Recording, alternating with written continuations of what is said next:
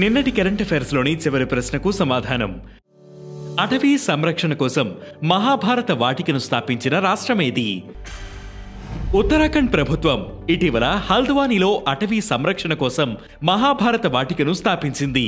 పురాతన భారతీయ గ్రంథమైన మహాభారతాన్ని అనుసరించి మహాభారత వాటిక పేరుతో 1 ఎకరంలో గ్రీన్ గార్డెన్ను ఏర్పాటు చేశారు. ఇక్కడ 37 రకాల మొక్కలను పెంచుతున్నారు. ఇక మొదటిది, భారత్లో హెచ్ఎంపీవీ కేసులు నమోదు. భారత్లో 6 హెచ్ఎంపీవీ కేసులు నమోదయ్యాయి. బెంగళూరులో 2 చిన్నారులకు, చెన్నైలో 2 చిన్నారులకు ఈ వైరస్ సోకింది. అహ్మదాబాద్, కలకత్తాలోనూ ఒక్కో కేసు నమోదైంది. దీంతో ప్రజలు మాస్కులు, హ్యాండ్ వాష్లు, శానిటైజర్లు వాడాలని వైద్యులు సూచిస్తున్నారు. ఇక రెండవది, జల్లికట్టు ఆటలు ప్రారంభం.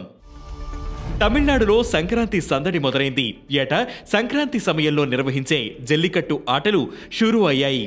పుదుక్కొట్టై జిల్లా తచ్చన్ కురిచ్చిలో జల్లికట్టు పోటీలు నిర్వహించగా తిరుచి, దిండిగల్, మనప్పరై, పుదుక్కొట్టై, శివగంగై జిల్లాల నుంచి 600 ఎద్దులు పాల్గొన్నాయి. 350 మంది యువకులు వాటిని ఆపేందుకు పోటీ పడ్డారు. ఇక మూడవది, బీసీసీఐ నూతన సెక్రటరీగా దేవజిత్. బీసీసీఐ నూతన సెక్రటరీగా అస్సాం మాజీ క్రికెటర్ దేవజిత్ సైకియా పేరు ఖరారైనట్లు తెలుస్తోంది. బోర్డు సెక్రటరీగా ఉన్న జైషా ఐసీసీ అధ్యక్షుడిగా ఎన్నికవడంతో ఆ పదవి ఖాళీ అయింది. ప్రస్తుతం దేవజిత్ సైకియానే తాత్కాలిక కార్యదర్శిగా బాధ్యతలు నిర్వహిస్తున్నారు.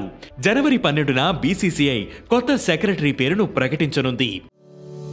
ఇక నాల్గవది, 33వసారి సంతోష్ ట్రోఫీ గెలిచిన వెస్ట్ బెంగాల్.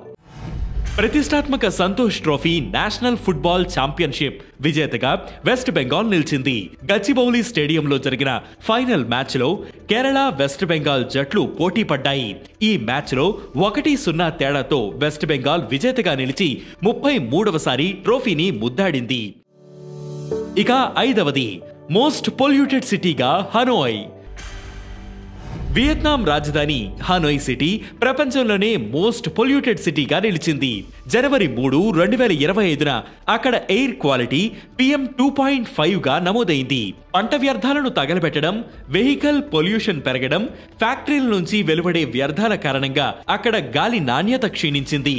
ఇక ఈ రోజు కరెంట్ అఫైర్స్ క్వశ్చన్: ఇండియాలో క్లీనెస్ట్ రివర్ ఏది? అది ఎక్కడుంది? ఈ ప్రశ్నకు సమాధానం మీరే కామెంట్ చేయండి.